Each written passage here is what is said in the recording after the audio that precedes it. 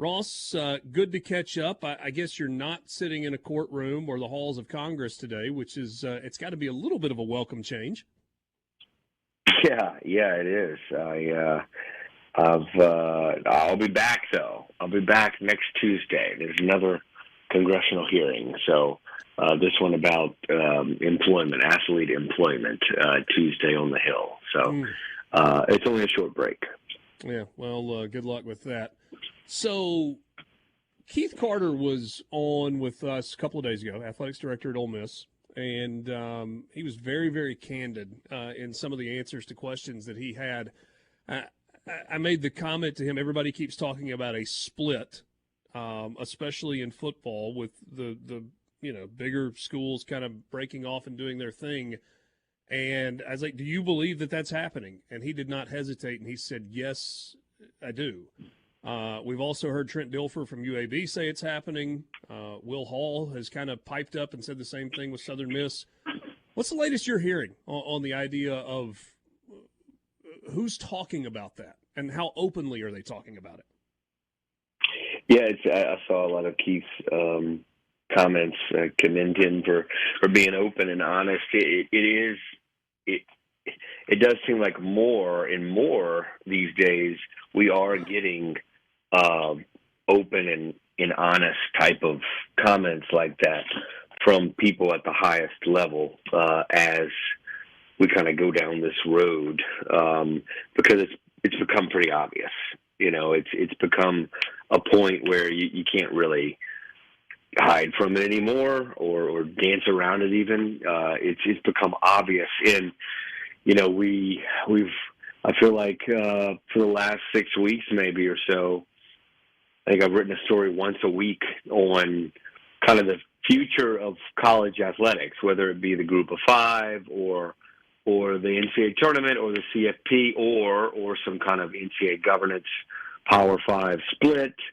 And people were coming out just pretty open about it. Even those, at the top of the sport, like Greg Sankey of the SEC and Tony Petitti of the Big Ten. It's become a conversation in their two rooms pretty heavily. I think I've written that quite a bit over the last few weeks. The split conversation has been something that is ongoing. Whether that's a CFP split or a split on NCAA governance, I think all of it is being discussed.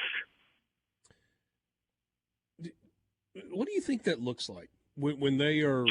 I mean, is it like if you and I were grabbing dinner and drinks and we were sitting around just kind of throwing around ideas, as two people that are around the sport? Hey, what if it looked like this? Or do you think it's a more formal process where they're whiteboarding things out and really trying to? What do you think that looks like? Well, I think it's just evolved. I think the conversation's probably evolved. I think I wrote this about a month ago, but the SEC athletic directors met in Birmingham for an unscheduled in-person meeting about 5 or 6 weeks ago. It was a week before the Big Ten SEC announced their joint venture, and they did whiteboard models. Oh wow! And so I think that is something that's happening.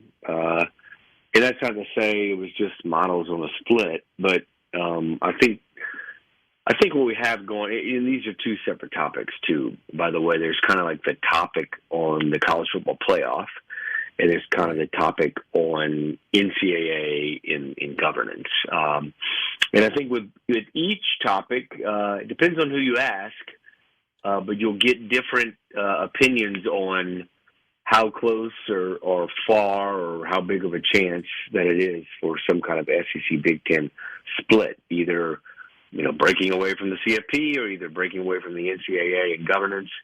I was talking to someone, somewhat recently who thought the latter is more likely than the former, that they would stay together in the CFP, all with the 10 FBS leagues in Notre Dame, but that in a break from NCAA governance, more of a break from NCAA governance is possible. And I think that's probably accurate, because the House court case, billion-dollar court case that I know I've talked about on your show before, is important to settle. And I think, certain, the defendants in that case, which it calls for billions of dollars in retroactive NIL, and it calls for a new model to settle it. Basically, you have to come up with a new athlete compensation model. And so I think, the five major leagues are defendants in that case, along with the NCAA as a whole. And I think the Big Ten and SEC are different from all those, from the major conferences and from the NCAA as a whole, and that they have the money to settle, and they probably have the ability to work within a new compensation, athlete pay model than the others. And that's a big part of driving all of this. So, that's kind of where we are. And that's a big reason why a split in governance, at least, is being discussed. Now, a split in the CFP is something right entirely. Hopefully by the end of next week, we'll know if that will happen or not. I don't think it will happen. I think they're continuing to progress towards some kind of agreement on what a college football playoff looks like. If they come to an agreement, and let's, based on what you've written and reported, let's assume that it's a 14-team playoff. That seems to maybe be the idea that's got the most traction right now. If they come to an agreement on that, does that then lock us in for some extended period of time, a 10-year window, an 8-year window, whatever it is, where there is not a split, where the Big Ten and the SEC and certain other teams go and form one entity and everybody else is left? I mean, would that contract lock them in and keep them from being able to split for football purposes?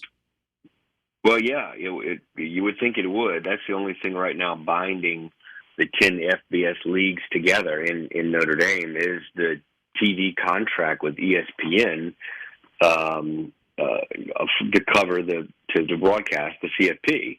Right. And it only lasts for 2 more years, this year and next year, and then it's over. Then there's nothing binding the league. So if they do sign an extension, which based on ESPN's own reporting is that the CFP will extend the deal with ESPN 6 more years beyond the next 2, then you've got a situation where you're at least for CFP purposes, competition and playoff purposes, you're bound to that agreement through 2031, I believe, is the date that ESPN reported that they will extend the deal with the CFP. Now, that doesn't mean that they're locked in on some kind of governance or even athlete pay system, right? That's, again, that is a separate conversation about involving the NCAA and involving governance. But we are close within a week, probably, certainly within 10, 12 days from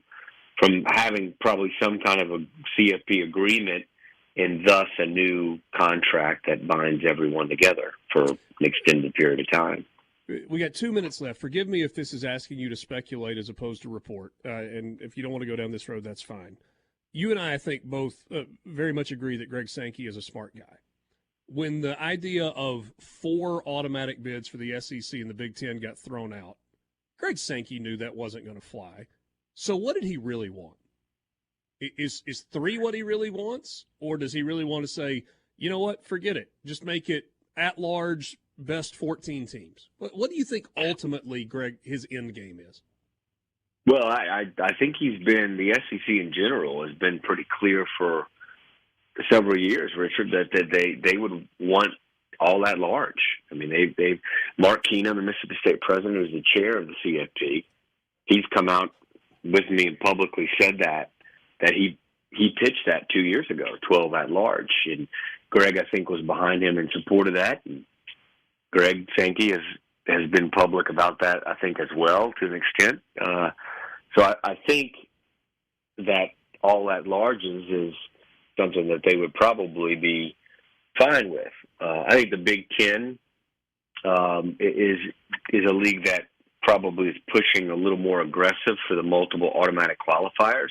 And you're right, 4 was never going to fly, right? Certainly not in a 14 team, maybe 16, but still that would have been really tough to get past. So it's all part of negotiations, right? And starting high, so to speak, and that obviously got lowered, based on reporting last week, to 3 automatic qualifiers and then 2 each for the Big 12 and ACC. But that's just one model. I think they're still working on what that looks like, and I think that we could have some revisions by next week. Ross, always great stuff. We'll keep reading and hope to talk to you again soon. Thanks so much for your time.